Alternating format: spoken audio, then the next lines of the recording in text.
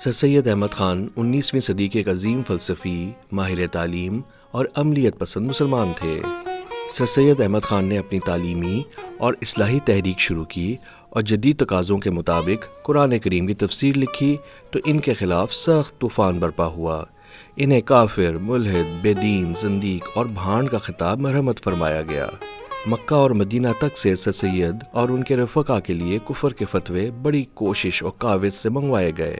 انہی علماء اکرام میں ایک بزرگ مولوی علی بخش صدر الصدور گورکھپور بھی تھے، جنہوں نے محض سر سید کے خلاف علماء حجاز سے فتویٰ لانے کے لیے سفر حج کا قصد فرمایا۔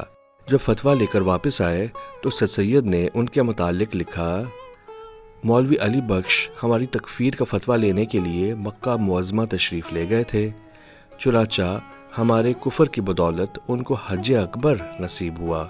سبحان اللہ، ہمارا کفر بھی کیا کفر ہے کہ کسی کو حاجی، کسی کو کافر اور کسی کو مسلمان بنا دیتا ہے۔ سر سید، مولانا شبلی اور سید ممتاز علی کمرے میں بیٹھے تھے۔ سر سید کا ایک بہت ضروری کاغذ گم ہو گیا تھا۔ وہ اسے تلاش کر رہے تھے مگر مل نہیں رہا تھا۔ اتفاقاً مولانا شبلی کو وہ کاغذ الگ پڑا ہوا مل گیا۔ انہوں نے مزاحاً اس کاغذ پر اپنا ہاتھ رکھ دیا تاکہ سر سید کو دکھ کیا جائے، مگر وہ بھانپ گئے کہ کاغذ شبلی دبائے بیٹھے ہیں۔ انہوں نے مسکراتے ہوئے کہا: بڑے بوڑھوں سے سنتے آئے ہیں کہ جو چیز گم ہو جاتی ہے شیطان اسے اپنے ہاتھ کے نیچے دبا کر بیٹھ جاتا ہے۔ حضرت مولانا، ذرا دیکھیے کہیں میرا کاغذ آپ کے ہاتھ کے نیچے تو نہیں؟ ریل گاڑی کے سفر میں سر سید کے ڈبے میں ہائی کورٹ کا ایک جج بھی سفر کر رہا تھا۔ کسی بات پر دونوں کی آپس میں تکرار ہو گئی۔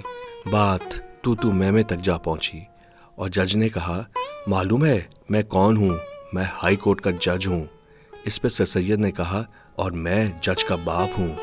یاد رہے سر سید کے بڑے بیٹے سید محمود بھی جج تھے۔ ایک مولوی صاحب سر سید سے ملنے آئے اور انہوں نے آتے ہی سر سید کے کفر اور الحاد پر تقریر کی بارش شروع کر دی۔ سر سید بڑے اطمینان سے مولوی صاحب کا الحاد میں غرق ہوا آواز سنتے رہے۔ آخر میں مولوی صاحب نے فرمایا: سید، یاد رکھو تمہارا انجام بہت برا ہوگا، موت کے بعد تمہیں ہمیشہ کے لیے جہنم میں جانا پڑے گا۔ سر سید نے مسکراتے ہوئے جواب دیا: کم از کم اتنا تو آرام رہے گا کہ وہاں آپ جیسے حضرات سے ملاقات ہوتی رہے گی۔ دوران سفر سر سید کے ڈبے میں ایک انگریز آ کر بیٹھ گیا۔ سر سید کو ناگوار گزرا لیکن خاموش رہے۔ کچھ دیر بعد انہیں بھوک محسوس ہوئی تو انہوں نے اپنا ناشتہ دان کھول کر رکھا اور ہاتھ دھونے کے لیے غسل خانے میں گئے۔ لوٹ کر دیکھا تو ناشتہ دان غائب پایا۔ انگریز نے ان کی غیر حاضری میں ناشتہ دان چلتی گاڑی سے باہر پھینک دیا تھا۔ سر سید کو بہت غصہ آیا لیکن وہ پی گئے اور خاموش بیٹھے رہے۔ کچھ دیر بعد انگریز اپنی سیٹ سے اٹھا اور غسل خانے میں چلا گیا۔ انگریز کا ہیٹ سیٹ پہ رکھا رہا۔ سر سید نے فوراً ہیٹ اٹھا کر کھڑکی سے باہر پھینک دیا۔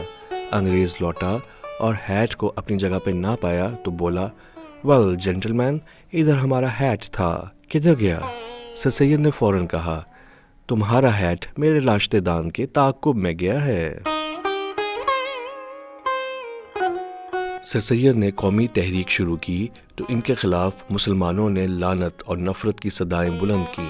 انہی دنوں ریل میں کچھ لوگ ان کے ہمسفر ہوئے تو انہیں پہچانتے نہیں تھے۔ دوران سفر گفتگو میں وہ لوگ سر سید کو کافی برا بھلا کہتے رہے۔ جب ٹرین سے اترنے لگے تو انہوں نے سر سید کو مخاطب کر کے پوچھا: جناب کی تعریف؟